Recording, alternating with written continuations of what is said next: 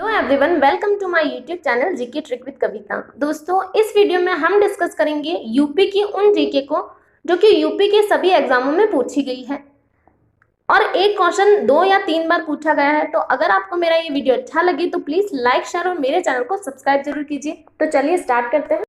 तो हमारा पहला क्वेश्चन है, दिल्ली डिवीजन उत्तर पश्चिमी प्रदेश से किस सन में अलग किया गया?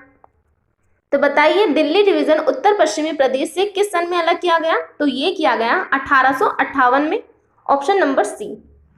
नेक्स्ट है, सन 1858 में उत्तर प्रदेश की राजधानी आगरा से किस नगर में स्थानांतरित कर दी गई? तो सन 1858 में उत्तर प्रदेश की राजधानी आगरा से कर दी गई इलाहाबाद, और वर्तमान में इलाहाबाद को प्रयागराज के नाम से जाना जाता है। नेक्स्ट है, आगरा के रामबाग का निर्माण कब और किसके द्वारा कराया गया था? तो आगरा के रामबाग का निर्माण करवाया गया था बाबर 1526 में। नेक्स्ट है, प्रदेश के सिकंदरा में स्थित अकबर का मकबरा किसके द्वारा बनवाया गया था? तो अकबर का मकबरा किसके द्वारा बनवाया गया था? तो ऑप्शन नंबर बी हमारा करेक्ट आंसर हो जाएगा, जहांगीर के द्वारा बनवाया गया था अकबर का मकबरा। नेक्स्ट है, प्रदेश का निम्नलिखित में से कौन सा नगर यमुना नदी के किनारे स्थित है? तो यमुना नदी के किनारे कौन सा शहर बसा है? तो ये बसा है मथुरा, ऑप्शन नंबर ए। नेक्स्ट है, प्रदेश के आगरा मंडल यानी कमिश्नरी के अंतर्गत निम्नलिखित में से कौन सा जिला नहीं आता है? तो प्रदेश के आगरा मंडल के अंतर्गत कौन सा जिला नहीं आता है? तो ये नहीं आता है Rampur, option number C. Next है, निम्नलिखित में से कौन से राज्य को भारत का बाघ राज्य कहा जाता है? तो भारत का बाघ राज्य कहा जाता है मध्य प्रदेश को, ऑप्शन नंबर बी हमारा करेक्ट आंसर हो जाएगा। तो नेक्स्ट है, भारत के सिलिकॉन वैली निम्नलिखित में से किस शहर में है? तो किस शहर में है भारत की सिलिकॉन वैली? तो ये है बेंगलुरु में, ऑप्शन नंबर सी। नेक्स्ट है, पृथ्वी के कितने प्रतिशत भाग पर महाद्वीपों का विस्तार पाया जाता है? तो पृथ्वी के 29 से 30% भाग में महाद्वीपों का विस्तार पाया जाता है। नेक्स्ट है, पृथ्वी की प्राकृतिक आकृतियों को दर्शाने वाले मानचित्रों को डैश मानचित्र कहते हैं? तो पृथ्वी की प्राकृतिक आकृतियों को दर्शाने वाले मानचित्रों को कहा जाता है उच्चवच, ऑप्शन नंबर बी। नेक्स्ट है, सरकार के संसदीय रूप का विचार कहां से लिया गया है? तो सरकार के संसदीय रूप का विचार लिया गया है ब्रिटेन से, ऑप्शन नंबर सी। नेक्स्ट है, उस देश का नाम बताइए जिसमें संशोधन के लिए प्रक्रियाओं की संवैधानिक सुविधा को भारत में उधार लिया गया था। तो ये लिया गया था दक्षिण अफ्रीका से। नेक्स्ट है, लोकतांत्रिक संस्थाओं के लिए विकास के लिए कौन सा कारक आवश्यक है? तो लोकतांत्रिक संस्थाओं के विकास के लिए कौन सा कारक आवश्यक है? तो ये है व्यक्तिगत अधिकारों के प्रति सम्मान, ऑप्शन नंबर डी। नेक्स्ट है, कौन से संविधान से राज्य नीति विषयक निर्देशक तत्व अपनाए गए हैं? तो राज्य नीति विषयक तत्व अपनाए गए हैं आयरिश के संविधान से, ऑप्शन नंबर सी। नेक्स्ट है, औरंगजेब द्वारा आगरा के किले पर कब अधिकार किया गया था? तो औरंगजेब द्वारा आगरा के किले पर अधिकार किया गया था 8 जून 1658 में, ऑप्शन नंबर ए। उत्तर प्रदेश में अवध के सूबेदार शुजाउद्दौला को अंग्रेजों द्वारा कब हटाया गया? तो ये हटाया गया 1765 को।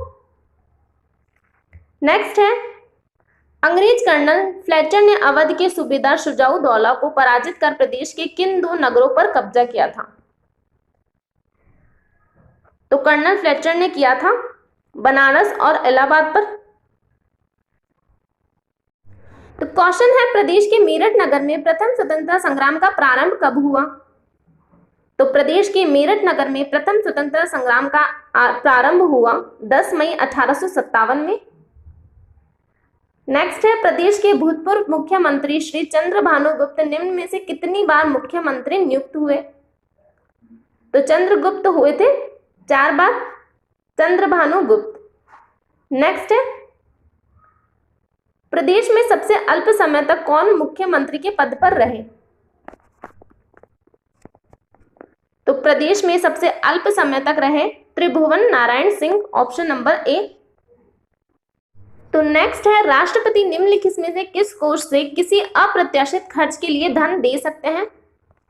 तो ये दे सकते हैं आकस्मिक निधि में से, ऑप्शन नंबर डी।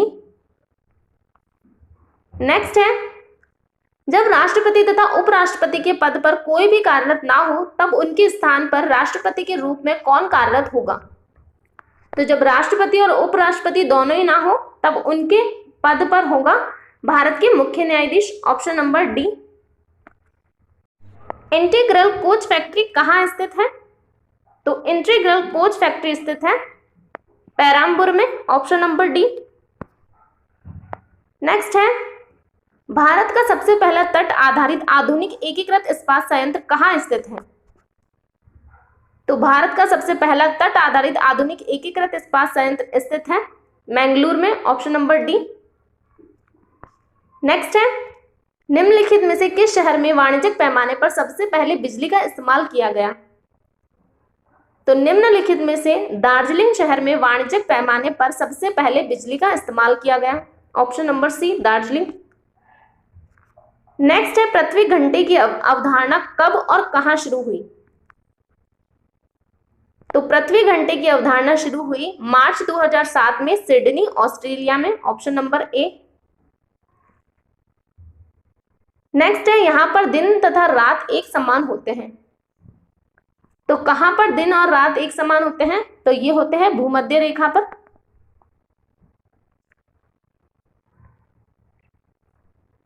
प्रदेश की निम्नलिखित इमारतों में से कौन सी फतेहपुर सीकरी में स्थित नहीं है? तो 3 फतेहपुर सीकरी में स्थित है और एक है जो फतेहपुर सीकरी में स्थित नहीं है। तो वो कौन सी है? तो ये है जहांगीर का महल, ये फतेहपुर सीकरी में स्थित नहीं है, बाकी ये तीनों फतेहपुर सीकरी में स्थित है। तो आज का लास्ट क्वेश्चन है, प्रदेश के मेरठ जिले में स्थित बरवाना का किला किस काल में बनवाया गया था? तो ये क्वेश्चन आपकी होमवर्क का क्वेश्चन है, इसका जवाब आपको कमेंट बॉक्स में देना है और आपकी 30 में से कितने क्वेश्चन राइट हुए वो भी बताना है। तो आज के लिए इतना ही, थैंक यू।